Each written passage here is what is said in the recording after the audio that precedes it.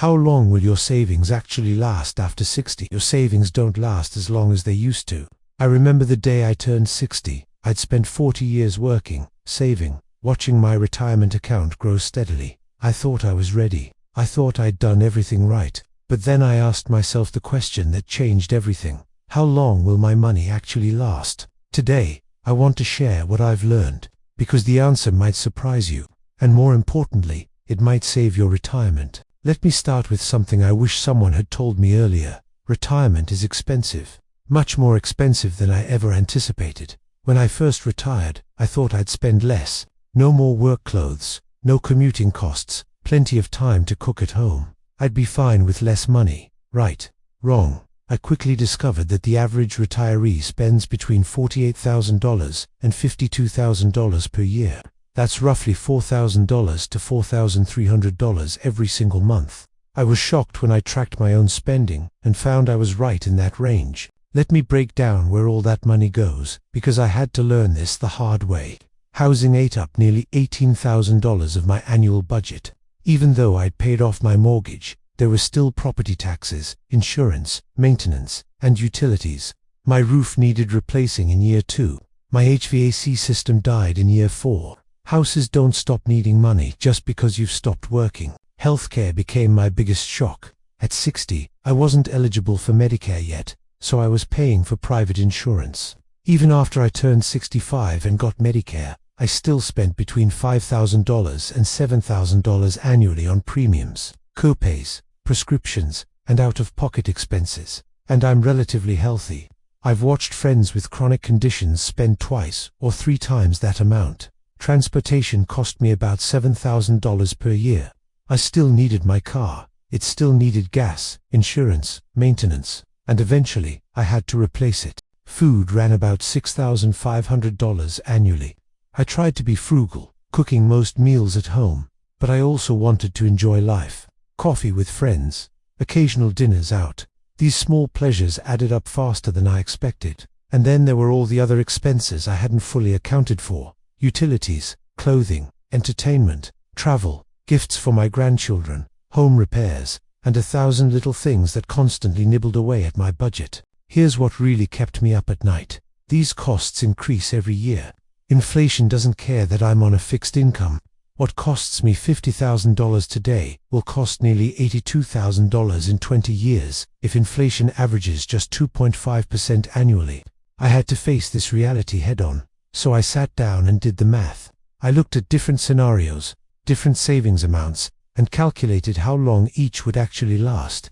Let me share what I discovered. If I'd retired with $200,000, at first, $200,000 seemed like a decent amount. But when I ran the numbers, reality hit hard.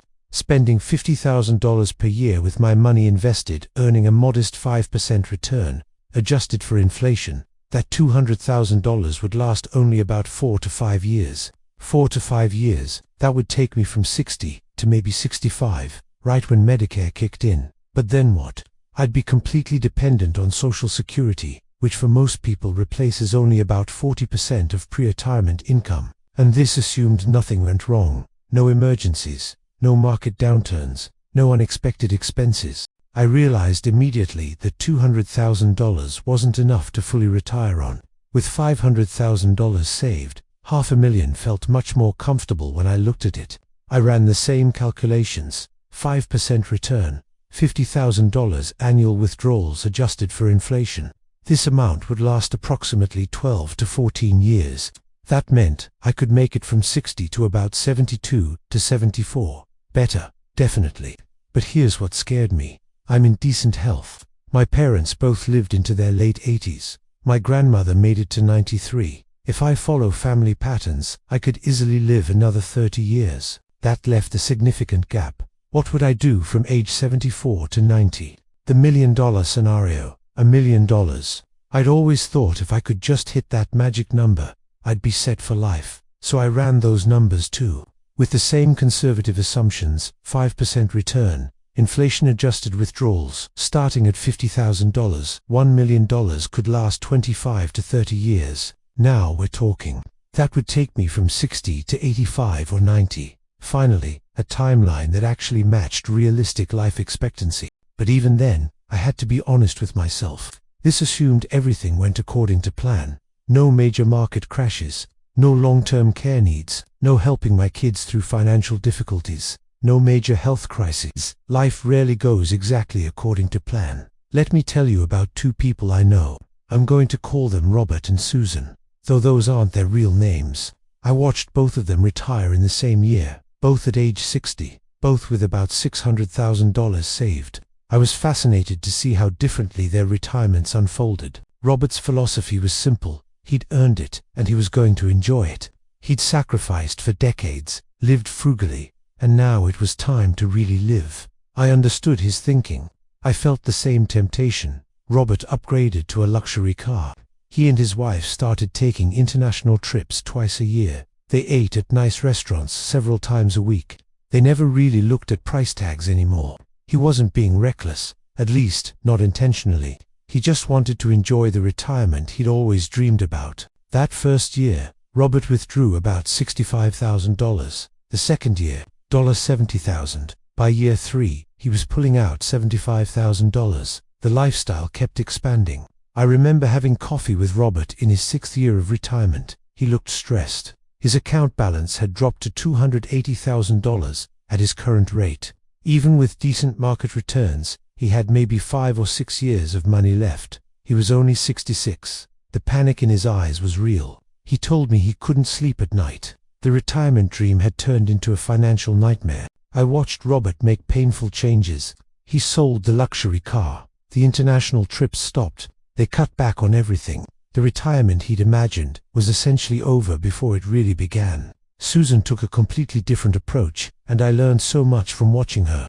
She created what she called her 3-tier spending plan, and I eventually adopted a similar system myself. Her first tier was essential expenses: housing, basic food, utilities, healthcare, insurance, about $35,000 per year. This was money she'd withdraw no matter what happened in the market. The second tier was comfort expenses, nicer groceries, modest dining out, hobbies, gifts, about $10,000 per year.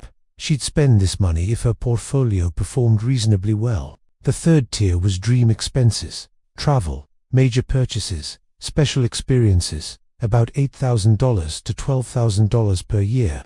She'd only tap into this when her investments exceeded expectations. Some years Susan spent $45,000. Other years, when the market was strong, she spent $55,000. But she always stayed flexible. She always watched her balance. She always adjusted based on reality. I had coffee with Susan recently. She's 70 now, the same age as Robert. While Robert has nearly depleted his savings and is struggling to live on Social Security alone, Susan still has over $480,000. Her balance has actually grown despite 10 years of withdrawals. She takes wonderful trips. She helps her grandchildren with college expenses. And she sleeps peacefully knowing her money will last. The difference between Robert and Susan wasn't luck. It wasn't even the amount they started with. It was purely strategy and discipline. After watching Robert and Susan and doing all my own research, I discovered a simple rule that's become my North Star. It's called the 4% rule. Let me explain how I use it. In my first year of retirement, I withdrew 4% of my total savings. Then each year after that, I increased that amount by whatever inflation has been. For example, when I retired with $500,000, I withdrew $20,000 in year 1.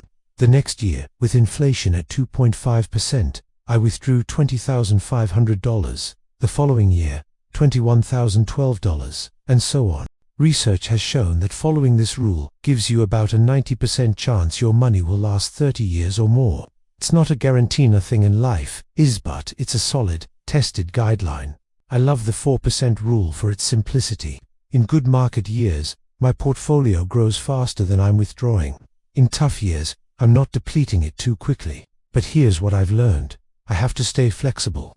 When the market dropped sharply one year, I reduced my withdrawal slightly. When I had an exceptional year, I let myself take a bit extra for a special trip I'd been wanting to take. I think of the rule as a guideline, not a prison sentence. It keeps me honest, but it doesn't keep me from living.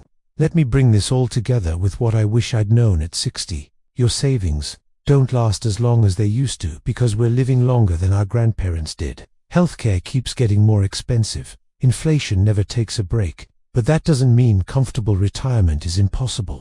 It just means you need a real plan. Not just a number in your head, but an actual strategy for how you'll spend, how you'll adjust, and how you'll protect what you've worked so hard to build.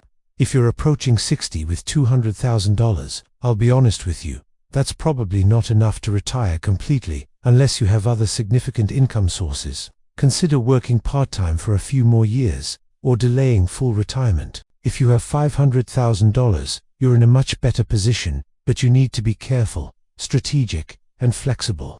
This can absolutely work, but there's no room for the kind of extravagance Robert indulged in. If you have $1 million or more, you've got real options and real security. But even then, I've seen people blow through millions faster than they ever imagined possible. I think about Robert and Susan often. They started at the same point. They had the same amount of money, but their endings couldn't be more different. The difference was planning, discipline, and flexibility. Your retirement can last 10 years, or it can last 30 years. The choice, more than you might realize, is yours to make. I chose to follow Susan's approach. I track every dollar. I stay flexible. I adjust when needed. And I sleep well at night. Which path will you choose? Your future self is counting on you to get this right.